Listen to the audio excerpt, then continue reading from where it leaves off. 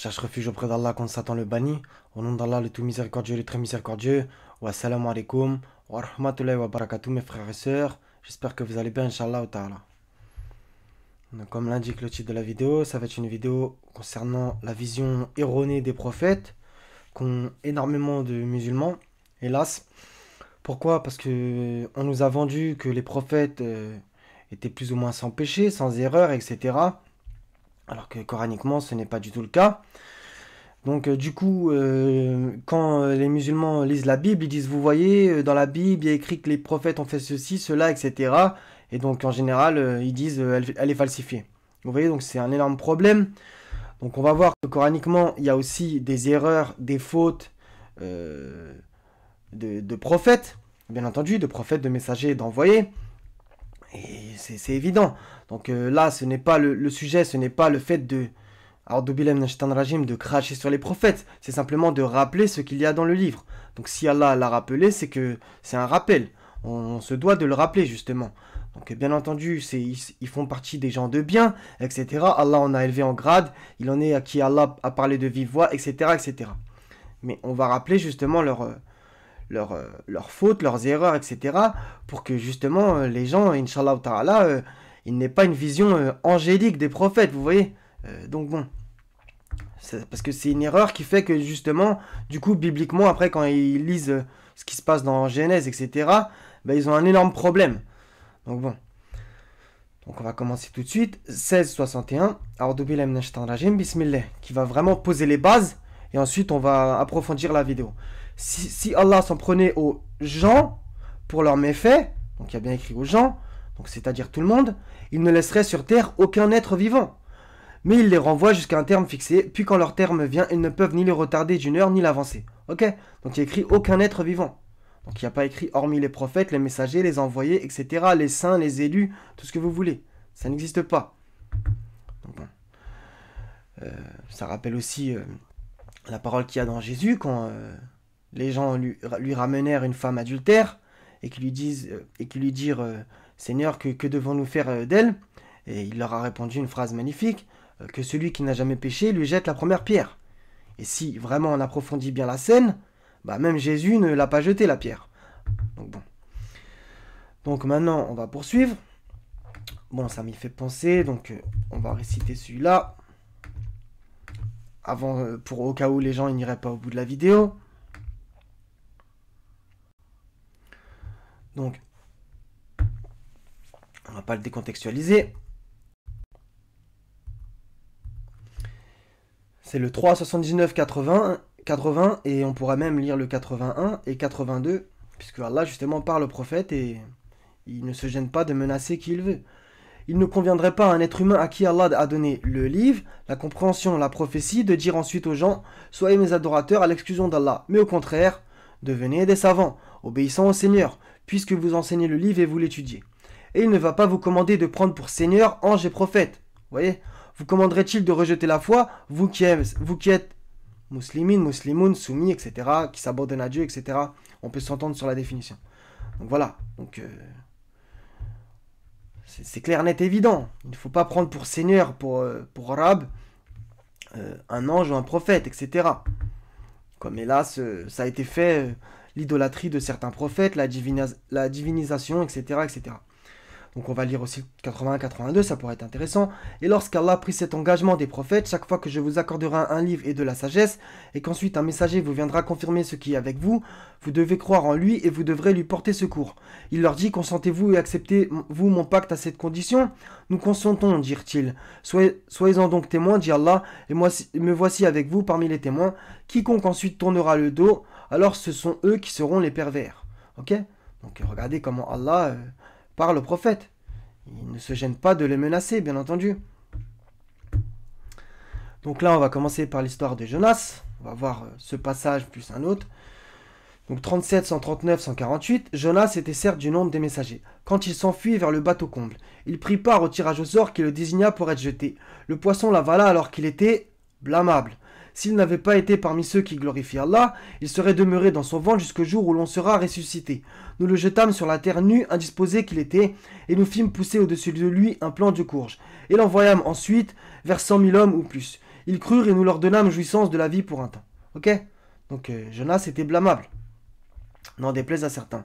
Donc voilà, revenir au livre de Jonas, dans l'Ancien Testament, qui fait que 4 chapitres, donc je vous incite bien entendu à le lire.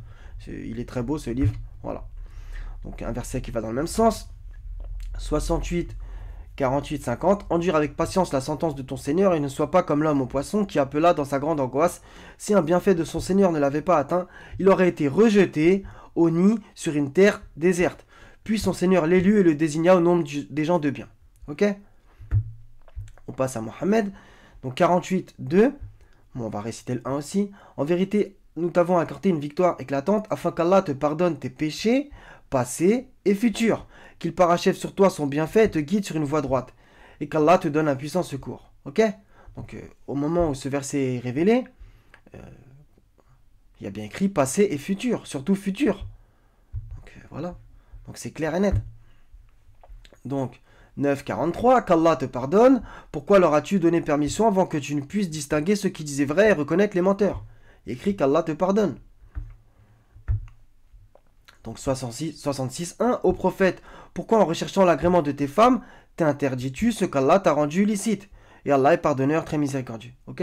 Donc ici t'es interdit ce qu'Allah lui avait rendu licite. Et il y a bien écrit, et Allah est pardonneur derrière. Donc c'est très intéressant. Donc, 33, 37, quand tu disais à celui qu'Allah avait comblé de bienfaits, tout comme toi-même l'avais comblé, garde pour toi ton épouse et crains Allah. Et tu cachais en ton âme ce qu'Allah allait rendre public. Tu craignais les gens. Et c'est Allah qui est le plus digne de ta crainte. Donc Allah fait des reproches à ses messagers, ses prophètes, bien entendu. Et il ne se gêne pas. Puis quand Zaïd eut cessé toute relation avec elle, nous te la fîmes épouser, afin qu'il n'y ait aucun empêchement pour les croyants d'épouser les femmes de leurs fils adoptifs. Quand ceux-ci cessent toute relation avec elle, le commandement d'Allah doit être exécuté. Ok? Donc, 8, 67, un prophète ne devrait pas faire de prisonnier avant d'avoir prévalu sur la terre. Vous voulez les biens d'ici-bas, tandis qu'Allah veut l'au-delà. Allah est puissant et sage. Ok? Encore. Bon, là, on va me dire que ces versets ne s'appliquent pas à lui, même si plus bas, il y a quand même écrit quelque chose d'intéressant. Donc, 81 à 11, il s'est renfrogné et il s'est détourné parce que l'aveugle est venu à lui. Qui te dit? Peut-être cherche-t-il à se purifier ou à se rappeler en sorte que le rappel lui profite. Quant à celui qui se complaît dans sa suffisance, tu vas avec empressement à sa rencontre. Or, que t'importe qu'il ne se purifie pas. Et quant à celui qui vient à toi avec empressement, tout en ayant la crainte, tu ne t'en soucies pas. N'agis plus ainsi. Vraiment, ceci est un rappel. Quiconque veut donc s'en rappelle. Ok? Donc il y a bien écrit, n'agis plus ainsi. Tu, à toi, il, qui te dit. Donc je pense que ça s'adresse bien à lui, bien entendu. Donc là, il y a deux versets qui sont ultra intéressants dans la sourate 38, le verset 24 et 34. Donc on va voir. Donc il, entre guillemets David, puisque au verset d'avant ça en parle, il dit, il a été certes injuste envers toi en demandant de joindre ta brebis à ses brebis. Beaucoup de gens transgressent les droits de leurs associés, sauf ceux qui croient et accomplissent les bonnes œuvres. Cependant, ils sont bien rares. Et David pensa alors que nous l'avions mis à l'épreuve. Il demanda donc pardon à son Seigneur et tomba prosterné et se repentit. Ok? 38-34, et nous avions certes éprouvé Salomon en plaçant sur son siège un corps. Ensuite, il se repentit. Donc c'est parfait. On a aussi le verset avec les chevaux, etc. Suleiman, ce qu'il dit. Bon, on va y aller.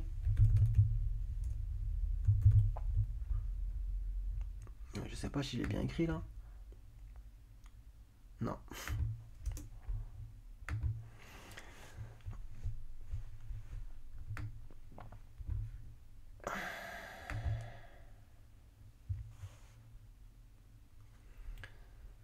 Bah voilà, c'était juste avant en fait.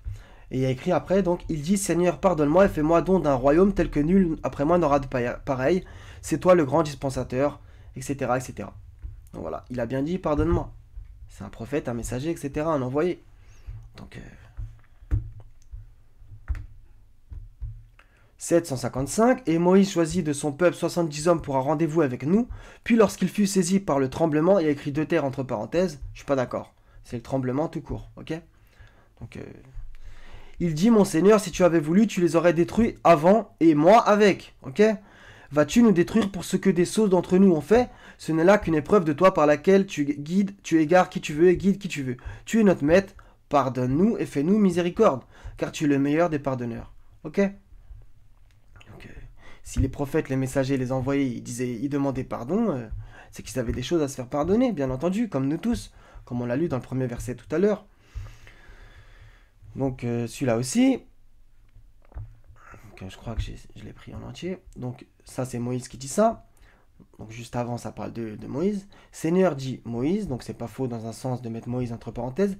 J'ai tué un des leurs et je crains qu'il ne me tue. Ok? Moïse a tué quelqu'un. Donc on va me dire oui c'était avant sa prophétie, etc. Oui mais là n'est pas le propos. Ça fait quand même partie de son vécu. Donc bon. 28, 15 à 16, il entra dans la ville à un moment d'inattention de ses habitants. Il y trouva deux hommes qui se battaient, donc c'est Moïse aussi, encore une fois. L'un était de ses partisans et l'autre de ses adversaires. L'homme de son parti l'appela au secours contre son ennemi. Moïse lui donna un coup de poing qui l'acheva. Entre parenthèses, Moïse dit « Cela est l'œuvre du diable ». C'est vraiment un ennemi, un égareur évident.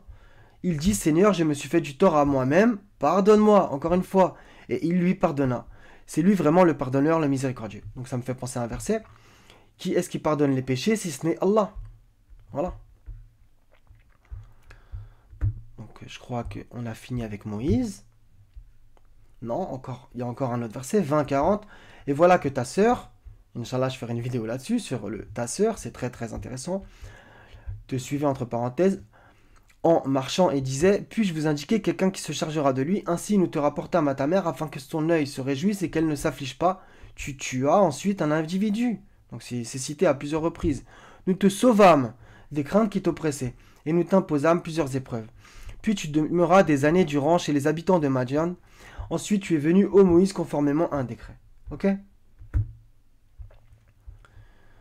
Donc ça, c'est à propos d'Adam et Ève. Donc on va me dire Adam, c'était pas un prophète, etc.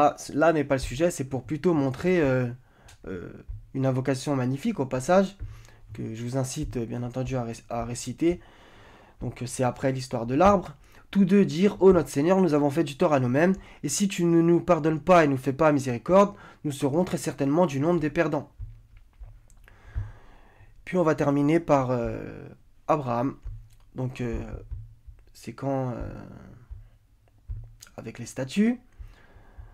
Donc, il leur a parlé dans... J'aime beaucoup ce passage. Et ensuite, après, il dit à propos des statues, ils sont tous pour moi des ennemis, sauf le Seigneur de l'univers. Donc là, c'est des versets splendides. Qui m'a créé, c'est lui qui me guide. Et c'est lui qui me nourrit et me donne à boire. Et quand je suis malade, c'est lui qui me guérit. Et qui me fera mourir, puis me redonnera la vie. Et c'est de lui que je convoite le pardon de mes fautes, le jour de la rétribution. Ok ? Le pardon de mes fautes. Vous voyez? Donc, Abraham aussi a fauté, comme nous tous. Seigneur, accorde-moi sagesse et fais-moi rejoindre les gens de bien. Fais que j'ai une mention honorable sur les langues de la postérité, et fais de moi l'un des héritiers du jardin des délices, et pardonne à mon père car il a été du nombre des égarés, et ne me couvre pas d'ignominie le jour où l'on sera ressuscité, le jour où ni les biens, ni les enfants ne seront d'aucune utilité, sauf celui qui vient à Allah avec un cœur saint. Donc c'est magnifique. Donc voilà, je pense que il faut rappeler que ils ont fait des erreurs, les prophètes, les envoyés et les messagers. Donc si Allah nous le rappelle, c'est que ça nous est profitable, vous voyez. C'est pour justement ne pas les prendre pour Seigneur en dehors d'Allah, vous voyez. Comme Allah le dit. Donc on va le répéter pour terminer. Et il ne va pas, donc, le prophète à qui Allah a donné le livre, la compréhension et la prophétie, il ne va pas vous commander de prendre pour Seigneur ange et prophète. Vous commanderait-il de rejeter la foi, vous qui êtes musulmans? Donc ça, c'est un bout de verset ultra important. Donc il ne faut pas les prendre pour Seigneur, pour créateur des cieux et de la terre, les anges et les prophètes, ok? Ce ne sont que des créatures. Donc voilà, je pense que c'était important à faire comme rappel. Donc bien entendu, comme je le répète, il y a plein de versets qui disent que ils font partie des gens de bien, etc., etc., bien entendu. Donc voilà. Donc voilà, c'est pour ça que certains ont de l'aversion pour la Bible, parce qu'ils ont une vision justement erronée des prophètes. Et donc du coup ils disent, ah ouais, mais là le prophète il a fait ceci, cela, etc., il s'est passé ceci, cela, donc la Bible est falsifiée. Non, c'est parce que vous avez une vision erronée des prophètes, alors que même coraniquement, ils ont fait des fautes, des erreurs, des péchés, etc. Donc voilà, je pense que c'était tout. Donc soyez bénis mes frères et sœurs, je vous aime pour la face d'Allah Azawajal, wa salamun ala al-mursalin, wa alhamdulillahi rabbil alamin, la ilaha illa huwa al-azizul hakim, wa salamu alaikum, wa rahmatullahi wa barakatuh mes frères et sœurs, à la prochaine Inch'Allah ta'ala.